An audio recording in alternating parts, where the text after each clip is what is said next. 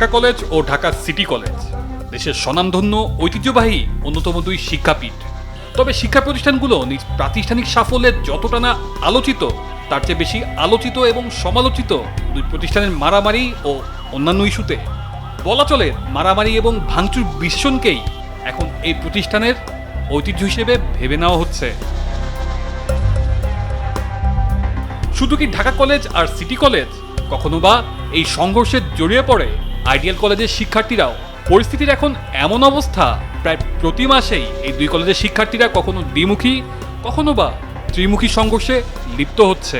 তিনটি কলেজেরই অবস্থান রাজধানীর নিউ মার্কেট ও সায়েন্স ল্যাবরেটরিতে। তাদের এইসব মারামারি, ভাঙচুর এবং সংঘর্ষে একদিকে যেমন চরম আকারে ভোগান্তিতে পড়ছেন সাধারণ মানুষ, অন্যদিকে ক্ষতিগ্রস্ত হচ্ছেন এখানকার ব্যবসায়ীরা।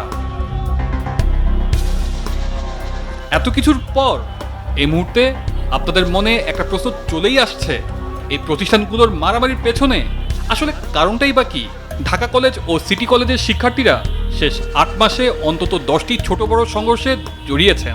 এসব ঘটনায় প্রায় সবই প্রথমে শিক্ষার্থীকে মারধরের কোনো নির্ভরযোগ্য কারণ জানা যায় না। ব্যক্তিগত দ্বন্দ্ব, ইগো, নারী ঘটিত বিবাদ এবং আধিপত্য বিস্তার থেকে এসব মারামারি ঘটে এবং পরে তা ছড়িয়ে পড়ে। অনলাইনে কলেজের শিক্ষার্থীরা প্রায় একে অপরকে তুচ্ছ-তাচ্ছিল্য করেন, তবে বিবাদ দ্বন্দ্ব থেকে রাস্তায় নেমে পড়লেই দুটি পক্ষকে নিয়ন্ত্রণে বেশ কঠিন হয়ে পড়ে। খুব কাছাকাছি অবস্থিত হওয়ায় শিক্ষার্থীরা মুখোমুখি হন বারবার। 22 এপ্রিলের ঘটনার আগে সর্বশেষ গত 15 এপ্রিল সংঘর্ষে জড়ায় কলেজ দুটি।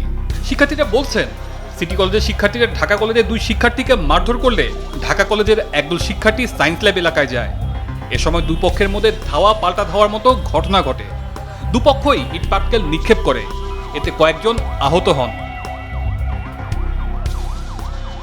এর আগে গত 20 ফেব্রুয়ারি ঢাকা কলেজ ও সিটি কলেজের সংঘর্ষে 7 জন আহত হন। এখানেও সিটি কলেজের শিক্ষার্থীরা ঢাকা কলেজের 2 জনের উপর হামলা করেন।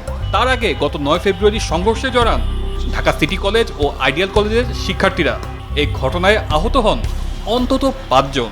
এর আগে 5 ফেব্রুয়ারি দুপক্ষের মধ্যে প্রায় ঘণ্টাখানেক উত্তেজনা চলে।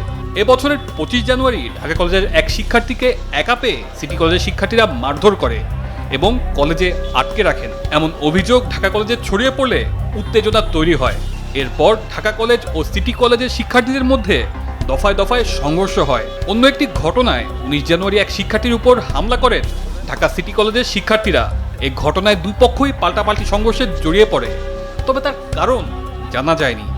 এছাড়া এমন আরও অনেক ঘটনা তো রয়েছেই। এখন প্রশ্ন আসছে, দুই কলেজের এমন কর্মকাণ্ড কেন থামানো যাচ্ছে না? এসব ঘটনায় বারবার সতর্ক করেও কোনো অংশকে থামানো যায়নি। সর্বশেষ 15 এপ্রিলের ঘটনায় ঢাকা সিটি কলেজের অধ্যক্ষ FM মোবারক হোসেন শিক্ষার্থীদের সতর্ক করেছেন, হামলায় জড়িতদের বিরুদ্ধে কঠোর ব্যবস্থা নেওয়ার হুঁশিয়ারি দিয়েছেন। তবে আগেও একাধিকবার সতর্ক করলেও কোনো কাজ হয়নি। এ সকল ঘটনায় ঢাকা কলেজের অধ্যক্ষ AKM ইলিয়াস বলেছেন অবশ্য ভিন্ন কথা। তার ভাষ্যমতে মারধরের ক্ষেত্রে প্রথমে কাজ করে ইগো, ছোট ঘটনা বড় আকার ধারণ করে। বারবার এমন সংঘর্ষের ঘটনায় ডিএমপির রমনা বিভাগের উপপুলিশ কমিশনার মাসুদ আলমের একটি বক্তব্য সামাজিক মাধ্যমে হয়েছে ভাইরাল। কি কারণে মারধর করলো এরা ছাড়া আর আল্লাহ ছাড়া কেউ জানে না। আচ্ছা যাক, ওইটা আমরা পরে দেখতেছি আসলে সূত্রপাত কোথা থেকে হলো, তবে এরা মাঝে মাঝে এটা করতেছে। এখন এদের মধ্যে কোনো কিছু নিয়ে কোনো কিছু হওয়ার জন্য গন্ডগোল করা লাগে না, এমনি হয়। এমনি কি কারণে আজকে হয়তো হয়েছে কোনো কারণে দেখা গেলো যে গেছে দুইটা স্টুডেন্ট ওরা নাকি মারধর করছে। এসব ঘটনায় 3 কলেজের সমন্বয়ে শিক্ষক, শিক্ষার্থী, ব্যবসায়ী ও পুলিশের সমন্বয়ে একটি কমিটি গঠন করা হয়েছিল। তবে সেই কমিটি খুব বেশি সক্রিয় ছিল না। তবে এই মুহূর্তে তাদের এসব কর্মকাণ্ড থামাতে অবিলম্বে পদক্ষেপ নেওয়া একান্তভাবে জরুরি। তানজিলুর রহমান তুষার, বৈশাখী সংবাদ, ঢাকা।